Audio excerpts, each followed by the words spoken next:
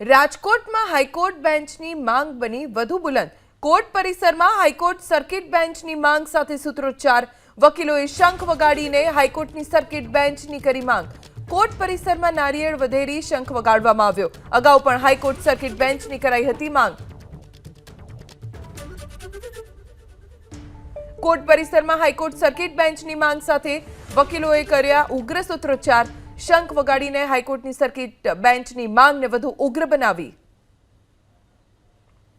વધુ જાણકારી અમારા સંવાદદાતા પરાક્રમસિંહ જાડેજા પાસેથી પ્રાપ્ત કરીશું। પરાક્રમ, શું માંગ વકીલોની?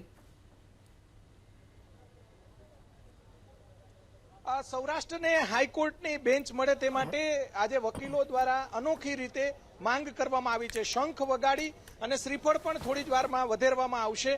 આપણી સાથે જે રાજકોટના પીઢ વકીલ અનિલભાઈ દેસાઈ, આપણે એમની સાથે વાત કરીશું। તમામ જે વકીલો મોટી સંખ્યામાં અત્યારે ઉપસ્થિત છે।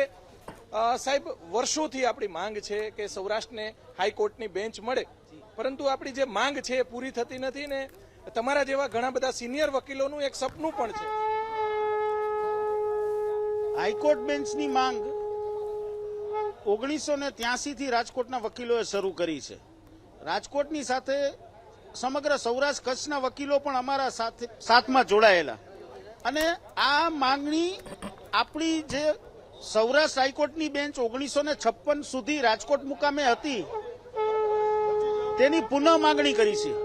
આપણે નવી વસ્તુ નથી માંગતા, પણ જે 1956 સુધી રાજકોટ મુકામે હાઈકોર્ટની બેન્ચ હતી એ પરત માંગી છીએ આપણે।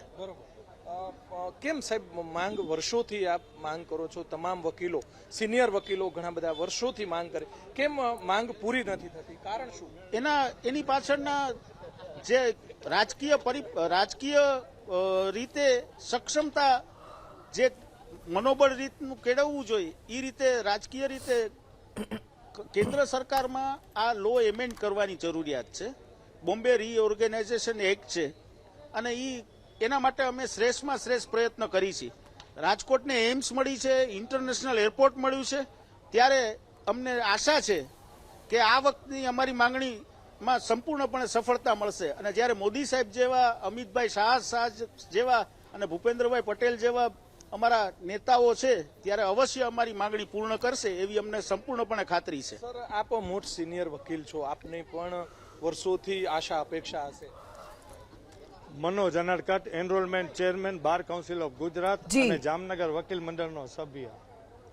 1956 સુધી ફૂલ હાઈકોર્ટ રાજકોટ મુકામે હતી। 1956 થી 1960 સુધી બોમ્બે હાઈકોર્ટની બેન્ચ રાજકોટના કોઠી કમ્પાઉન્ડમાં બેસતી। 60માં ગુજરાતમાં હાઈકોર્ટની સ્થાપના થતા રાજકોટની આ બેન્ચ બંધ થઈ।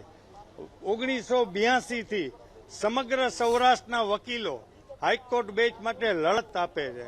રાજકોટ માટે હાઈકોર્ટ બેન્ચ એટલા માટે જરૂરી છે કેમ કે સૌરાષ્ટ્રના 8-10 થી જિલ્લા જેનું અંતર જોઈએ ભૌગોલિક દ્રષ્ટિએ તો એને રાજકોટ મધ્યમાં આવે છે।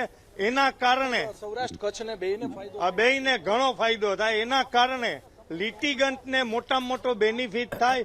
ઉપરાંત અત્યારનો બર્નિંગ ઇસ્યુ છે ડિસ્પોઝલ ઓફ કેસીસનો, એમાં પણ હાઈકોર્ટ બેન્ચ આવવાથી ઘણી મોટી રાહત થાય એમ છે।